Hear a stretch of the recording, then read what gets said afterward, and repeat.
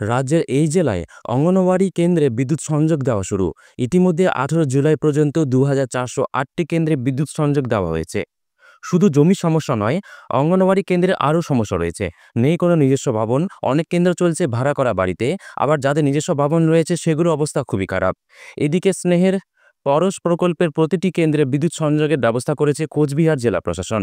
কোচবিহার জেলায় মোট 4179টি অঙ্গনওয়াড়ি কেন্দ্র রয়েছে। জানা গেছে 3190টি অঙ্গনওয়াড়ি কেন্দ্রে বিদ্যুৎ সংযোগ দেওয়ার প্রাথমিক লক্ষ্য স্থির করা হয়েছে। 18 জুলাই পর্যন্ত এর মধ্যে 2408টি কেন্দ্রে বিদ্যুৎ সংযোগ দেওয়া হয়েছে।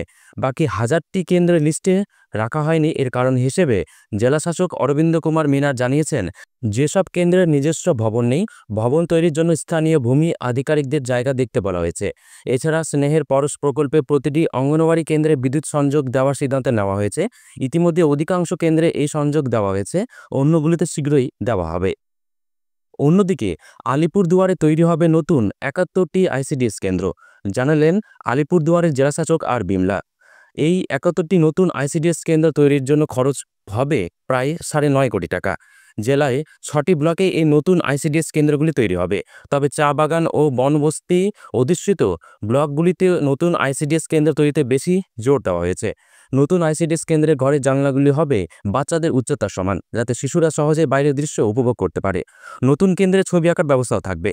প্রশাসন জানিয়েছে, আগামী ডিসেম্বর মাসের মধ্যেই নতুন 71টি আইসিডিএস কেন্দ্র তৈরির কাজ শেষ করে ফেলার লক্ষ্যমাত্রা নেওয়া হয়েছে।